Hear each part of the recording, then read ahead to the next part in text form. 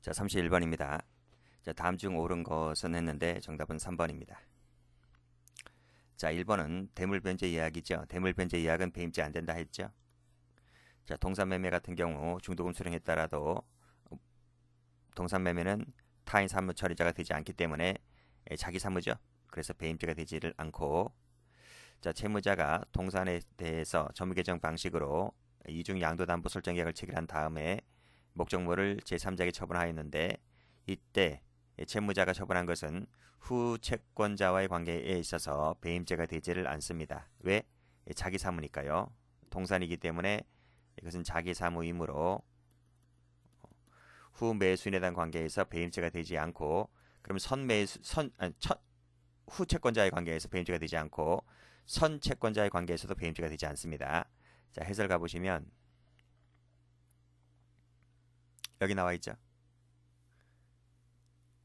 여기 뒤의 채권자에 대한 관계에서도 배임죄가 되지 않고, 왜냐하면 타인 사무가 아니기 때문에 그래요. 동산이기 때문에. 그래서 역시 마찬가지로 선 채권자의 관계에서도 배임죄가 되지 않습니다. 이 관련 판례 참조하시면 돼요.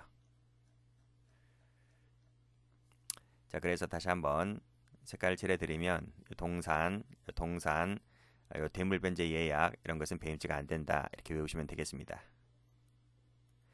자, 4번 갑니다. 엄을 발행했죠. 많이 나오네요. 자, 밑에 유통되었죠.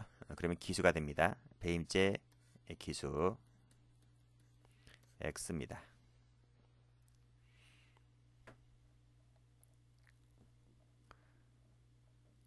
자, 32번입니다. 자, 다음 중 옳지 않은 것은 했는데 정답은 3번이죠. 자, 1번 인색이죠. 인색이 동산입니다. 그래서 중도금 수령했더라도 배임죄가 되지를 않죠. 에어컨입니다. 에어컨 동산이죠. 그래서 양도담보 제공했고 역시 점유개정했다가 또다시 양도담보 제공했죠. 이중 양도담보입니다. 그래서 앞에서 설명했듯이 배임죄가 되지를 않습니다. 여기도 동산이죠. 역시 이중 양도담보 계약이죠. 역시 배임죄가 되지를 않습니다. X. 키워드만 잘 찾아내시면 되는 거예요. 자, 동산이죠. 그리고 역시 이중 양도담보죠. 이미 처분했다 하더라도 배임죄가 되질 않는다. 뒤 채권자에 대한 관계에서 앞에 설명드렸고, 자, 그래서 전부 다 뭐예요? 인쇄기, 에어컨, 동산 전부 다 안 됩니다.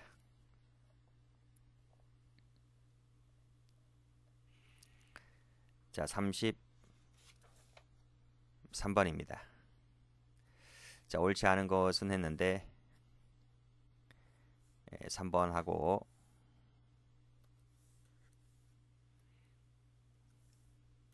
자, 4번이 답입니다. 왜 답이 두 개냐면 이제 19년도 기출이잖아요. 근데 이 문제가 출제되고 난 이후에 판례가 변경됐어요. 판례가 변경되어서 지금 답 처리가 지금 3번도 틀린 거로 이렇게 됩니다. 아니, 4번이죠, 4번. 4번이 이제 판례가 변경되어서 예전에는 답이 3번이었었는데 4번까지 이제 답이 된 거죠. 1번 갑니다. 어음을 할인 나와 있고요. 자, 약속어음을 교부받은 자가 이를 자신 채무 변제에 충당했을 때 이는 횡령죄가 된다. 그쵸? 취지에 반해서 한 것이기 때문에 횡령죄가 됩니다. 자, 앞에서 말씀드렸죠. 권리질권 사건. 권리질권 사건. 이것은 배임죄가 된다 안 된다? 배임죄가 되지 않는다고 말씀드렸어요. 자, 그리고 3번 가보시면 지입회사의 소유권 있는 차량에 대해서 지입회사에서 운행관리권을 위임받은 이 차주가 승낙 없이 보관 중인 차량을 처분하면 횡령죄가 된다 했죠. 횡령죄. 그리고 또 이 차주뿐만 아니라 그 차주로부터 위임받은 사람도 마찬가지입니다. 똑같이 이 사람이 보관 중인 것을 처분하면 횡령죄가 됩니다. 횡령죄. 여기 틀렸죠? 이걸 횡령으로 바꿔야 됩니다. 자, 4번 금전채권이네요. 금전채권 양도담보인데 동산을 처분했다 하더라도 이 금전채권이기 때문에 배임죄 안 돼요. 뭐 동산, 뭐 권리, 그치? 여기 권리 질권 할 때 권리, 그리고 여기 금전 채권 이런 것은 앞에 또 동산이 있었죠? 이런 것은 배임죄가 되질 않는다.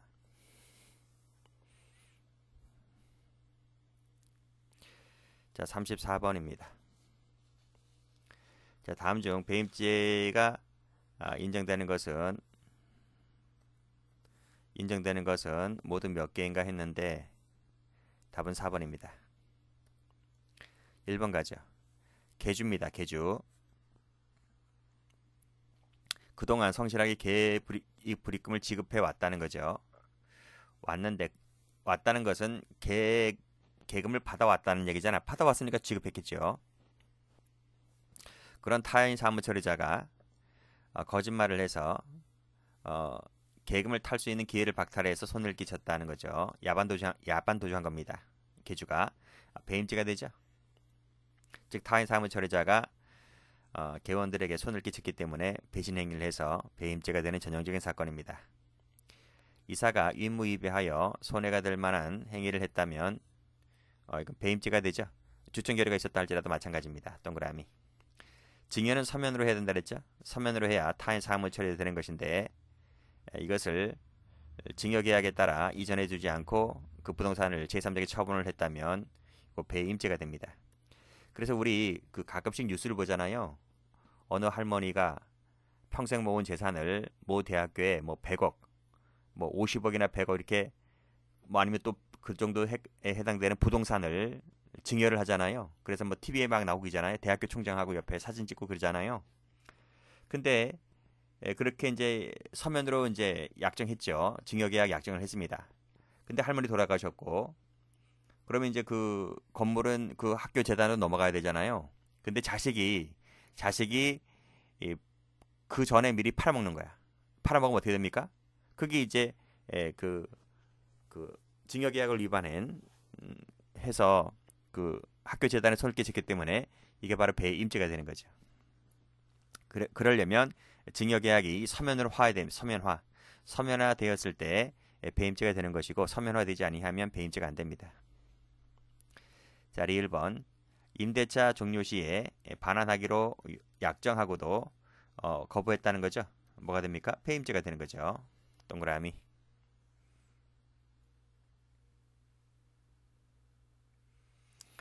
35번입니다. 옳지 않은 것은 모두 몇 개인가? 3번입니다. 자, 기억번.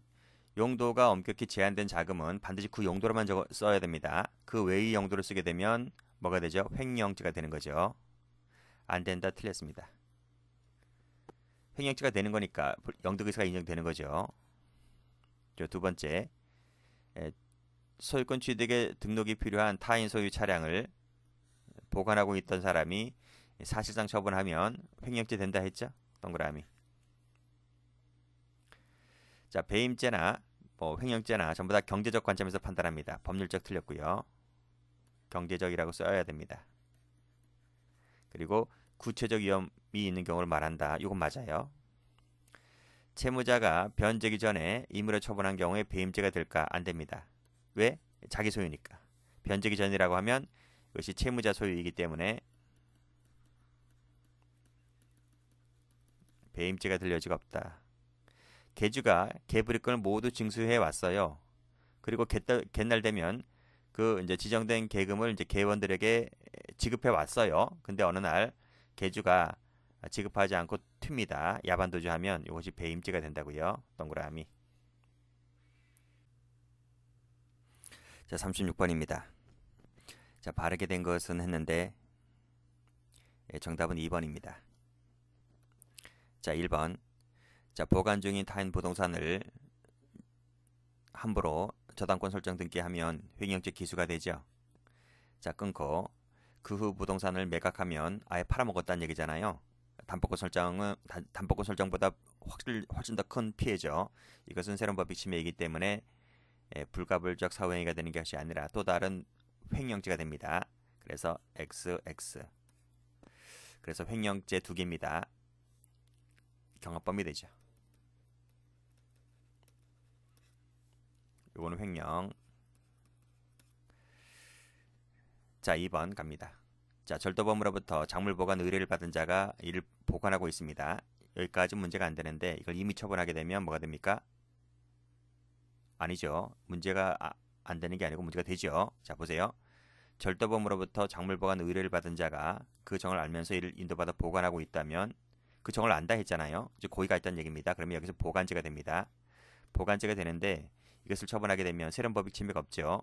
그렇죠? 세련법익 침해가 없어서 이 물건이 절도범 당신이 이 물건을 잃는다고 하더라도 원래 당신 것이 아니었기 때문에 이것은 절도범인 입장에서 봤을 때는 세련법익 침해가 있는 것이 아닙니다. 그래서 이때는 별도로 횡령죄가 되질 않아요.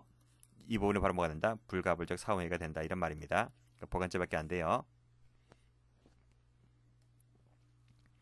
자, 3번입니다. 자, 위탁에 의해서 타인 사무 처리자가 임무위배하여 본인을 기망하고 착오에 빠진 본인으로부터 재물 교부받았을 때는 앞에서 이게 뭐가 됩니까? 이게 기망했다는 부분이 사기죄가 되고요. 그리고 임무위배에서 지금 손을 끼친 부분이죠. 이것은 별도로 배임죄가 됩니다. 그래서 틀렸죠. 근데 두 가지 죄가 다 되는데 문제는 이것이 실경일까 상경일까 예요. 자, 잘 보세요. 타인 사무 처리자가 지금 임무위배하여 지금 여기까지 어떤 행위가 없죠. 임무위배라고 하는 것은 그 다음에 사기를 쳐서 재물을 빼앗다는 것이 임무위배랑 겹치는 부분이잖아요. 그치? 겹치는 부분이기 때문에 여기서 기망해서 재물을 받아가는 것, 기망해서 재물을 받아가는 것이 여기 임무위배 행위로 나타나게 되는 겁니다. 그래서 이것은 한 개 행위로 봐야 되는 거예요. 한 개 행위. 두 개 행위가 아니라 한 개의 행위가 사기죄에도 걸치고 배임죄도 걸친 부분이기 때문에 이것이 상경이다 이런 말이. 상경까지 알아두셔야 돼요. 거기까지 출제가 되니까. 이거는 어쩌면 이 죄수론에서 나오는 부분, 기억, 니은, 디귿은 총론 시간에 죄수론 파트에서 많이 나오는 판례인데 사기죄에서 사기죄에서도 나오고요. 이쪽 강론에서도 나오고요. 총론 교재도 많이 나옵니다. 자, 1번입니다. 자, 엄을 발행했다면 착수라고 말씀드렸고 그리고 실제로 유통이 되었기 때문에 기수가 된다라고 말씀드렸습니다. 동그라미.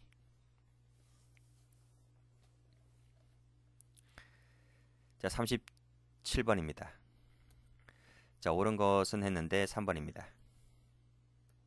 1번 가죠. 부동산의 처분 금지 가처분 결정을 받아 가처분 집행까지 맡은 경우에 요 가처분권자는 이름 가처분 유지로 인한 재산상 이익이 인정되지만 자, 재산상 이익은 인정됩니다. 그 후에 가로 열고 가처분의 피보존 채권이 존재하지 않는 것으로 밝혀졌다 손치더라도 이게 소멸되는 거야?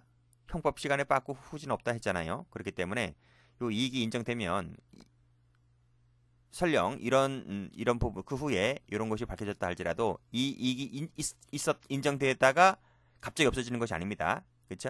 빠꾸 후진 없다 했습니다. 그래서 처음부터 가처분 유지로 인한 이익이 여기 있었다면 여기도 있는 것이기 때문에 중간에 이런 것이 존재하지 않는 것이 밝혀졌다 하더라도 갑자기 없어지는 것은 아니다 이런 말입니다. X.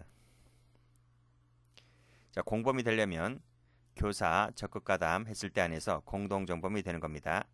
교사 방조가 되는 것이 아니라. 자, 3번 가보죠. 자, 금전채무 나오네요. 금전채무는 타인 사무 처리자가 되지 않는다 했습니다. 그래서 배임죄가 되질 않는다. 이게 뭐 가운데까지 읽어볼 필요도 없어요. 금전채무 딱 이 단어만 딱 나오면 바로 배임이 안 돼요. 그래서 마지막 줄 보시게 되면 여기 통상계약관계에서 이익대립관계를 넘어서 신임관계에 기초한 것으로 볼 수 있다 없다? 없다는 말은 배임죄가 안 된다 그런 말입니다. 맞는 말이고. 자, 4번 가보면 자, 임무위배하여 지금 어음을 발행했죠? 그러면 여기서 뭐가 된다? 착수가 된다고 말씀드렸습니다.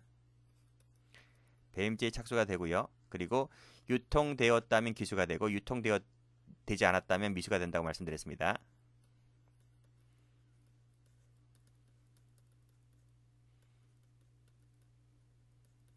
착수는 여기 있기 때문에요. 그 전에 있기 때문에 이렇게 보시면 되겠네요. 근데 뭐라고 했습니까? 불문하고 했으므로 틀렸습니다.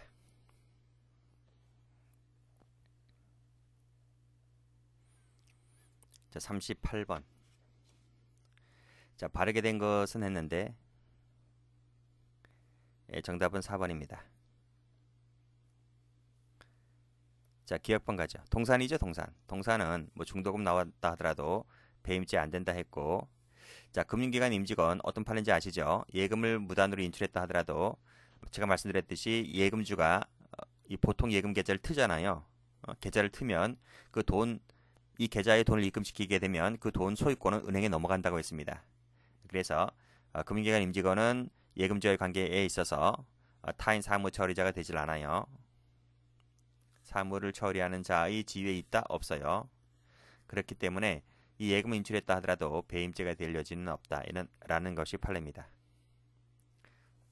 근데 그 사건이 있었죠. 그 증권회사 직원 판례는 있었어요. 이건 금융기관 임직원이고 증권회사 직원. 고객이 증권회사 직원에게 주식 사달라고 맡겼죠. 맡겼는데 이 직원이 그 돈을 함부로 막 썼단 말이죠. 그치? 위험성이 있는 막 주식 막 사고 그래서 그 주식 맡긴 고객에게 5천만 원이 되는 거액의 손해를 끼쳤죠. 그게 한 몇십 년 전에, 지금 시가가 아니고 몇십 년 전에. 지금으로 치면 몇억 될 거예요.